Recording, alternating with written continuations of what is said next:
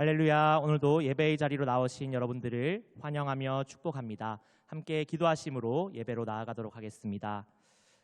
사랑과 은혜가 풍성하신 하나님 아버지, 오늘도 우리를 예배의 자리로 부르시니 감사합니다. 하나님 아버지, 우리가 주님의 말씀 듣고 묵상할 때에 우리가 주님의 말씀에 따라 살아갈 수 있도록 우리에게 힘과 지혜를 허락하여 주시옵소서. 하나님의 말씀에 겸손하게 우리 자신을 낮추며 하나님의 말씀의 뜻대로 나아갈 수 있도록 우리 가운데 오늘도 인도하여 주시옵소서. 오직 주님의 은혜와 주님의 사랑을 기대하며 나아갑니다. 감사드리며 예수 그리스도의 이름으로 기도드립니다. 아멘.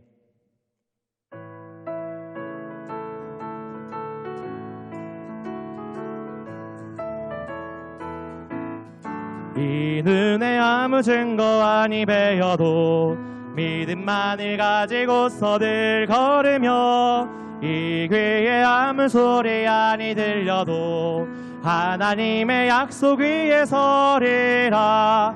걸어가세 믿음 위에 서서 나가세 의심 버리고 걸어가세 믿음 위에 서서 눈과 귀에 아무 증거 없어도 이는 이 보기에는 어떠하든지 이미 얻은 증거대로 늘 믿으며 이 맘에 의심 없이 살아갈 때에 우리 소원 주 안에서 이르리.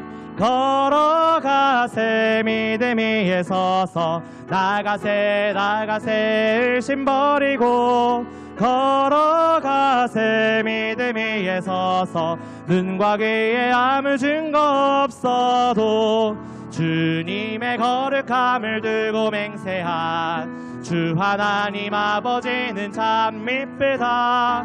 그 귀한 모든 약속 믿는 자에게 능치 못할 무슨 일이 있을까. 걸어가세 믿음 위에 서서 나가세 의심 버리고 걸어가세 믿음 위에 서서 눈과 귀에 아무 증거 걸어가세 믿음 위에 서서 나가세 의심 버리고 걸어가세 믿음 위에 서서 눈과 귀에 아무 증거 없어도. 예수 우리 왕이여, 예수 우리 왕이여, 이곳에 오소서. 보좌로 주여 임하사 찬양을 받아 주소서. 주님을 찬양하오리.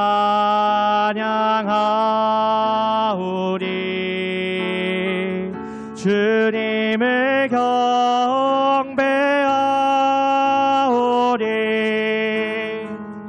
왕이신 예수여 오셔서 좌정하사 다스리소서. 예수 우리 왕이여, 예수 우리 왕이여, 이곳에 오소서.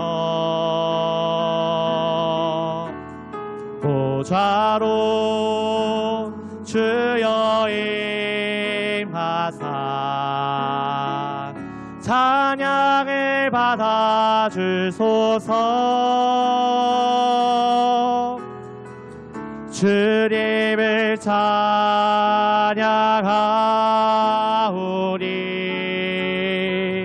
주님을 경배하오리.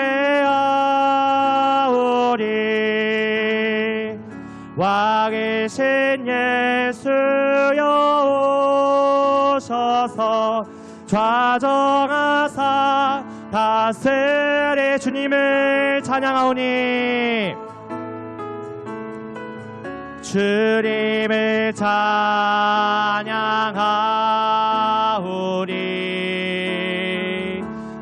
주님을 경배하오리.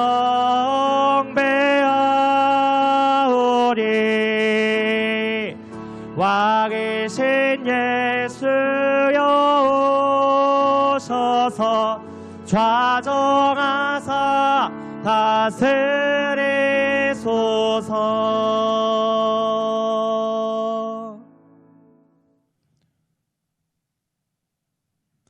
할렐루야. 우리 하나님의 은혜와 평강이 우리 성도들 삶 가운데 날마다 가득하시기를 주님의 이름으로 축원합니다. 우리가 시편 110편을 보면은 새벽 이슬 같은 주의 청년들이 즐겁게 헌신하며 나온다라는 그러한 고백이 있습니다. 그 고백의 내용이 무엇입니까? 바로 예수 그리스도로 말미암아서 우리가 새로운 사람이 되었고, 또한 예수 그리스도로 말미암아 우리가 거듭났고, 또한 예수 그리스도로 말미암아 우리가 세상의 죄인 되었다가 하나님의 자녀가 되는 놀라운 역사가 우리 가운데 주어졌다는 것이죠. 그렇다면 오늘 말씀 가운데 보면은 중요한 것이 이 시편 111편에서는 하나님의 백성의 삶은 어떠한 삶인가, 그것에 대해서 우리에게 구체적으로 말씀하고 있습니다. 하나님의 백성의 삶의 가장 온전한 모습이 무엇이겠습니까? 그것은 바로 하나님께 헌신하고 또한 하나님을 경외하는 마음, 즉 하나님을 공경하고 두려워하는 마음, 더 나아가서 하나님의 시선을 날마다 인식하면서 하나님 보시기에 온전한 삶을 살아가기에 애쓰는 모습, 이것이 바로 우리가 하나님께 드릴 영적 예배고 또한 하나님께서 기뻐하시는 우리의 삶의 모습이 그 가운데 있는 것이죠. 그러므로 사랑하는 여러분, 거듭난 하나님의 백성으로서 또한 하나님께로 날마다 나가는 믿음의 사람으로서 하나님께서 기뻐하시는 온전한 영적인 모습을 가지고 날마다 하나님의 이끄신 가운데 승리하며 나가시는 우리 모든 성도들 되시기를 주님의 이름으로 축원합니다. 시편 111편 1절에서 10절 말씀입니다. 할렐루야. 내가 정직한 자들의 모임과 회중 가운데에서 전심으로 여호와께 감사하리로다. 여호와께서 행하시는 일들이 크시오니 이를 즐거워하는 자들이 다 기리는도다. 그의 행하시는 일이 존귀하고 엄유하며 그의 의가 영원히 서 있도다. 그의 기적을 사람이 기억하게 하셨으니 여호와는 은혜로우시고 자비로우시도다. 여호와께서 자기를 경외하는 자들에게 양식을 주시며 그의 언약을 영원히 기억하시리로다. 그가 그들에게 문나라의 기업을 주사 그가 행하시는 일의 능력을 그들에게 알리셨도다. 그의 손이 하는 일은 진실과 정의이며 그의 법도는 다 확실하니 영원 무궁토록 정하신 바요 진실과 정의로 행하신 바로다. 여호와께서 그의 백성을 속량하시며 그의 언약을 영원히 세우셨으니 그의 이름이 거룩하고 지존하시도다. 여호와를 경외함이 지혜의 근본이라. 그의 계명을 지키는 자는 다 훌륭한 지각을 가진 자이니 여호와를 찬양함이 영원히 계속되리로다. 오늘 말씀 가운데 보면은 여호와를 경외하는 자, 즉 하나님을 바라보는 자들에게 하나님께서 주시는 역사가 어떤 것인지 우리에게 나타나 있다는 것입니다. 사랑하는 여러분, 여호와를 경외한다는 것은 무엇입니까? 잠언에 보면은 잠언은 지혜에 대해서 우리에게 가르쳐주고 있습니다.